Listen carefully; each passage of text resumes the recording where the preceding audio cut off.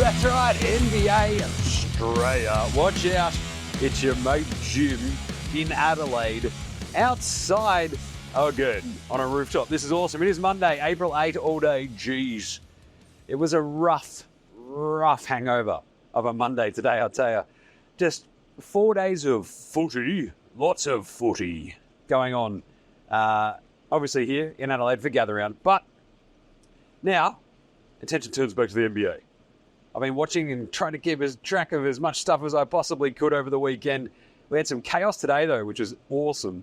And the NCAA have nicely made sure that they've taken over tomorrow because the NBA are cowards, remember? So there's no games tomorrow. There are 14 NBA games on Wednesday.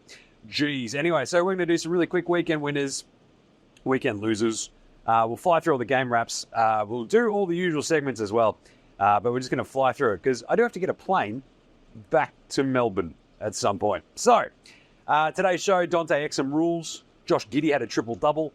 We've got those winners and losers. We've got the game wraps. We've got That's Not a Knife, Old Mate, No Mate, Spud of the Night, Better Than Lonzo Ball. We've got Yeah Nah's, the Unpopular Opinion of the Day, Outback Takehouse. And we've got an Andrew Gay's Grey Mob Reward for outstanding achievement in the field of excellence. Probably not me on the ball at the Woolshed last night. It was good, not great. And yeah, no picks and previews tomorrow because there's no bloody games. Come on, Adam Silver, grow a pair. Oh, but we're just afraid of, the college basketball big game. It's like, so? You're not affiliated with them? Anyway, without further ado, let's get into it. Episode 1069, nice, of NBA Straya. And let's go! Yeah, no ads. We're just going to go straight through this show. There's no breakers. We've got no drops. We're going rough. Yeah, the other idea was to do this when I got home tonight, but your mate Jim has already cooked. I'll be even more cooked. The Hall of Fame is going to have another Aussie, Michelle Timms, Timsy. That's going to be awesome. She will join Vince Carter, Chauncey Billups, Jerry West, who's already in there as a player and a member of the Olympic team from 1960, Simone Augustus, Michael Cooper, Walter Davis, Dick Barnett. Isn't that a singer of Mighty Mighty Bosstones?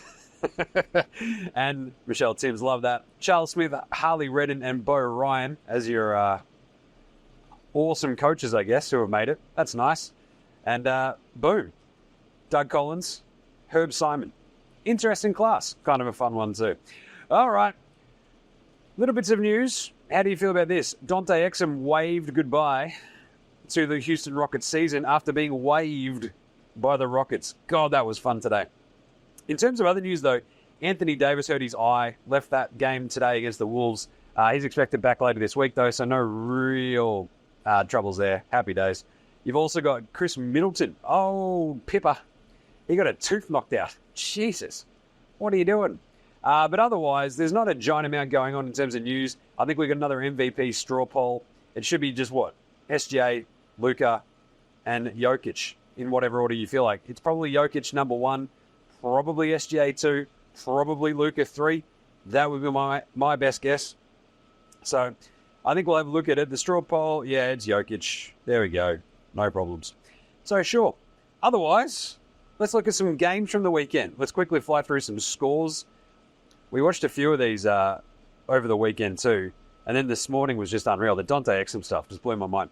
But the Hornets beat the Magic 124-115 back on Saturday, which is hilarious. Balabangaro up against Brandon Miller. They both had 32. Pretty fun. The Pacers beat the Thunder. A tough loss for the old Oklahoma Cities. 126-112. We'll talk about them in a second. The Blazers beat the Wizards in that weird tank battle. 108-102. DeAndre dominating. Had 34 and 30. And my man, Danny Avdija, is coming along. I love him. He had 22 and 12. The Celtics got by the Kings in hilarious fashion. The extreme Zingamil had 20 and 11 after De'Aaron Fox dropped 40 and basically seemingly hit the go-ahead 3. And Tillman got the putback. The Bulls beat the Knicks because, of course, they did. Why is that, Jim? Well, they had to get back within 3 games of 500, didn't they? Just to annoy me after I tipped the Knicks, 108-100. Brunson had 35 and 11. You had the Heat, 119 over the Rockets, 104. Bam! Adebayo had 18, 12 and 6. The Grizzlies, they beat the Pistons. Called it 108-90 because they care and the Pistons do not. The Raptors 117, the Bucks 111. Hilarious. Oh, God. Doc Rivers is just like, oh, this sucks. This sucks, Jimmy. 111-109. The Spurs beat the Pelicans. What are you doing, New Orleans? The Mavs beat the Warriors in a ripper as well, 108-106. PJ Hamilton, Washington dropped 32. That's his best scoring game as a Mav. Awesome game, though. 97-87, the Suns beat the Wolves, and he had the Clippers trounce. Trounce, I'll tell you. The Utah Jazz, it's a soft J, 131-102. And then yesterday, the big Sunday sesh, you had the Lakers beat the Cavs 116-97. Lakers looked awesome. The Cavs are a mess. 113, the Nets beat the Pistons 103. Who cares about that? The Nets have now been eliminated. 116, the Sixers beat the Grizz 96, and the Nuggets smashed the Hawks 142-110. And then today's games, absolute chaos reigned in that Rockets-Mavs game. Dante Exum sends it to overtime. It's awesome. Luka has a massive game. Kyrie has a massive game. 147-136 it finishes at. Kyrie was unreal in that game. And this is the thing. They're terrifying when they're both good. And then if you just get a little something from the role players, the Mavs are wicked. The Clippers snuck by the Cavs thanks to Paul George. It was absolutely awesome. Evan Mobley pour one out. There's a bit of an old mate, no mates pantsing in the night. Breaks his ankles, hits the game winner, does Paul George. Massive win for the Clips. The Cavs falling apart. 117-115, the Pacers beat the Heat. Are you noticing something here? These are all really close, awesome games. 117-115. Butler had this 27-7-8. It wasn't enough. They came flying back to the Heaters and they were still short. 124-107, the Celtics smashed the Blazers because, boy, howdy, wouldn't you? Peyton Pritchard had 20. Love that. The Thunder just snuck by the Hornets thanks to our man, Giddey up. Josh Giddey, he had the triple-double. 20-13 and 13. 121, they beat the Hornets 118. Bit of Gordon Hayward revenge. Maybe a bit of Poku revenge? What do you reckon? Poku going, yes, you forget about the Poku, huh? You forget about Poku. Now Poku's come to get you. And Poku had 14 and 9. I love that. Oh, God. And yeah, I mean, Gordon Hayward didn't even play. So good times, great memories. Poku. 113, the Magic beat the Bulls 98. DeRozan there at 30. They got very little else, though. Balabangano at 24 and 6-2. Wizards, Raptors, another tank battle. The Raptors are like, what are we doing? Why are we winning? Oh, geez. 130, 122. RJ Barrett crushing it. Emmanuel Quickly, IQ, 31, 7 and 13. Great time. Great game for him.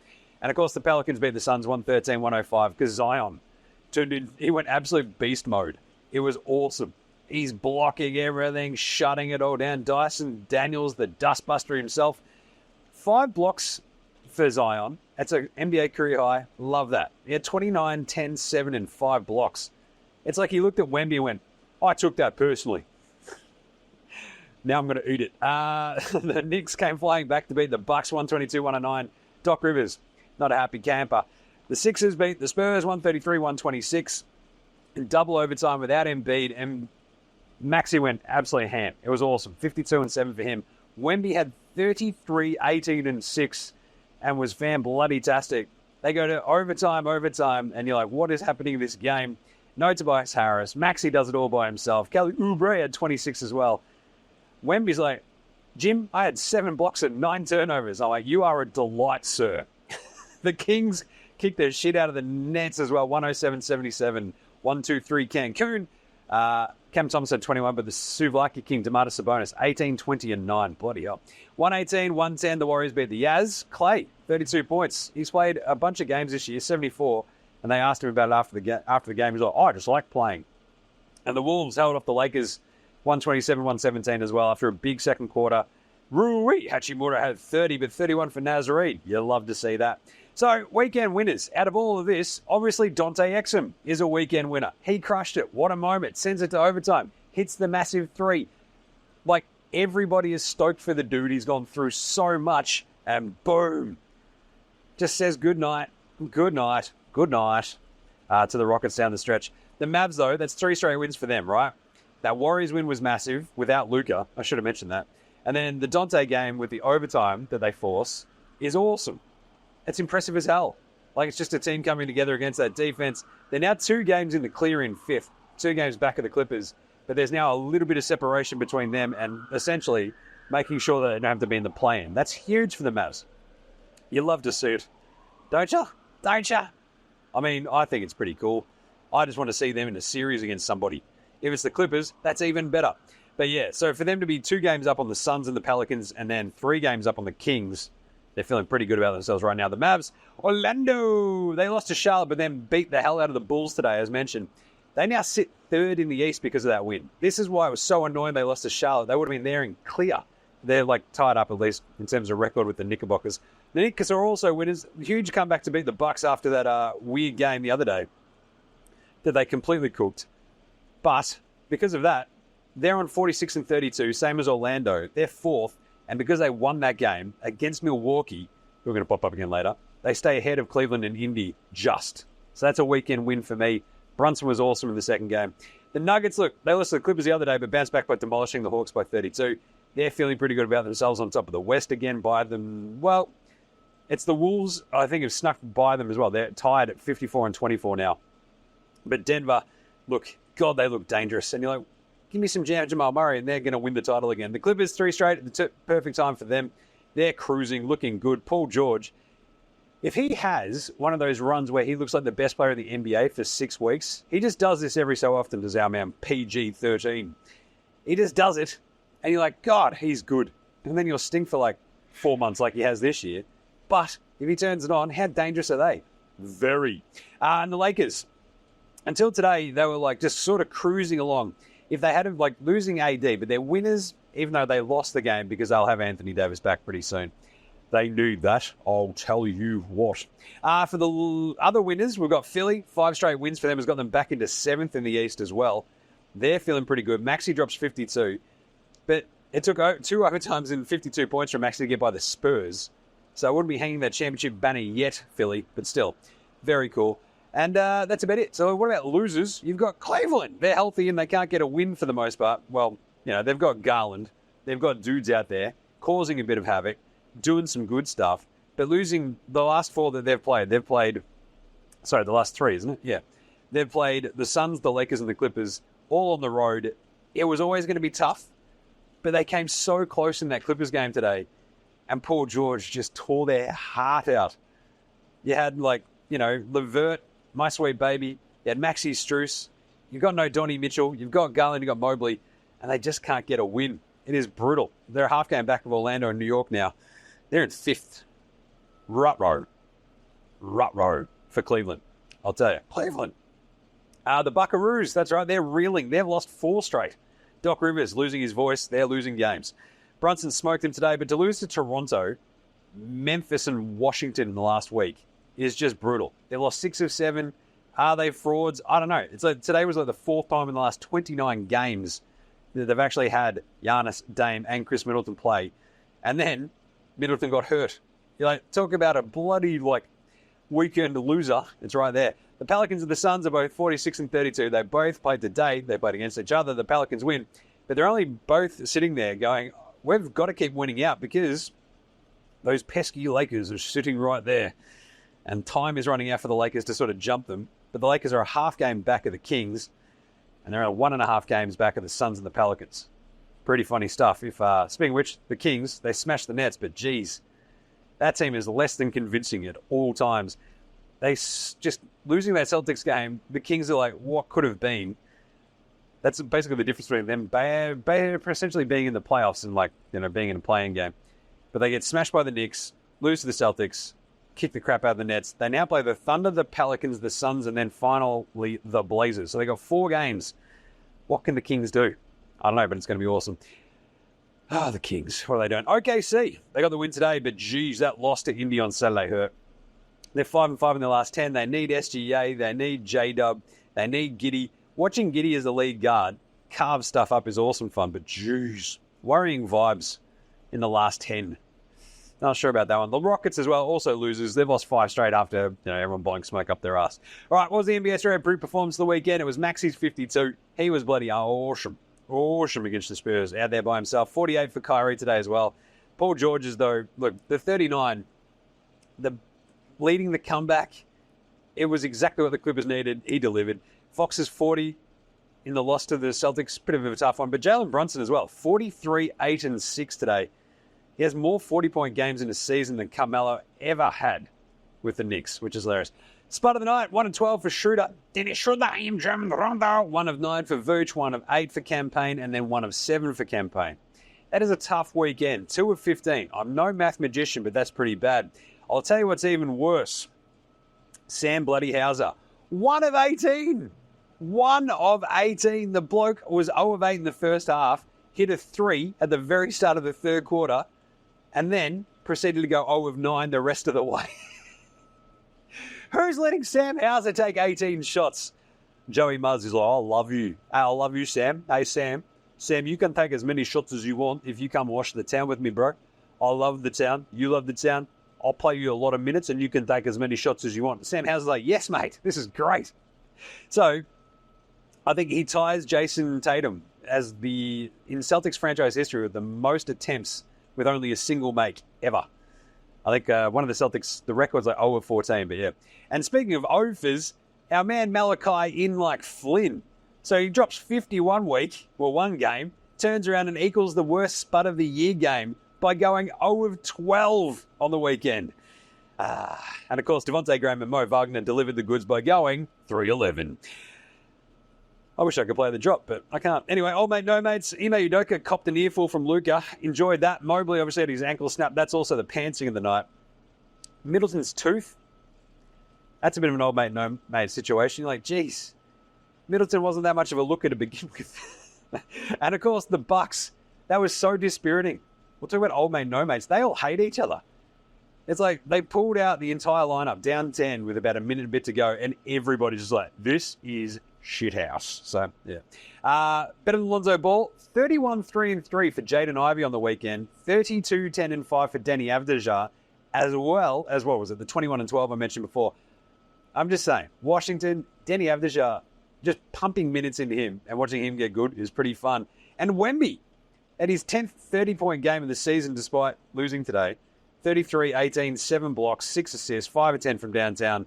Not bad. And Dickhead of the weekend, I'm going to skip that and give Legend of the Week to Dante Exum. I don't think we give enough credence to how good this story is. The dude was in Europe. He's doing some cool boomer stuff every time he does everything, like anything. We're just sitting there with like our breath caught in our chest going, please be okay, Dante, when you land, when you jump. And it's like, yeah, his body at least has been like touch wood, pretty bloody good this season. If he can stay healthy through the playoffs, I just want a couple more moments like that. All right, what about some yeah-nahs really quickly? Shaq got the other day. Orlando, New York might be the most fun series, says Adam Lefko. Shaq says, no, it ain't, because Orlando going to sweep them. Is Shaq right? Would Orlando sweep New York? Yeah, nah. No, because like Brunson would have like a game where you're like, oh, geez, even though you can throw Suggs and co at him, they'd still at least get a couple of games, wouldn't they? And Orlando's pretty untested, and they also don't have a point guard. Will the Warriors make it out of the play-in? Yeah, nah. I got asked this on the weekend. It's like, oh, hey, Jim, what do you like about the Warriors' chances? I'm like, of what?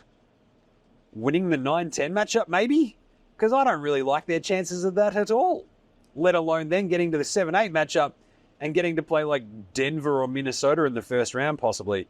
Like, yeesh. If they managed to pull OKC, perhaps, and if they'd won through the play-in, perhaps they'd be all right, but I'm just saying, I think this is like the weird year for the Warriors, and this is kind of an unpopular opinion today as well. It's okay. It's okay just to have a crummy year. The problem is, you just can't be wasting Steph years. Like, they had the Kuminga injury hit at a really bad time. Draymond just keeps flipping his lid and doing dumb shit because he's Draymond. Clay's gotten healthier, though, as the season's progressed. Steph, shooting slump, as I mentioned last week, might have been because of the shooting challenge at All-Star.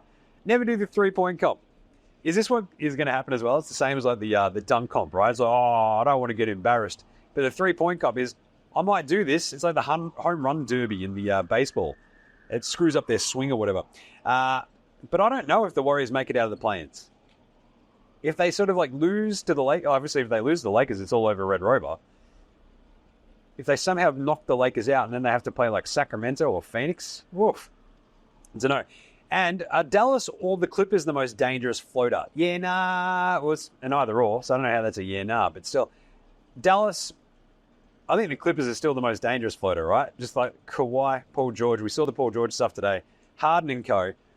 Like, the only problem is obviously the question marks around Kawhi and his, like, health and ongoing health, right?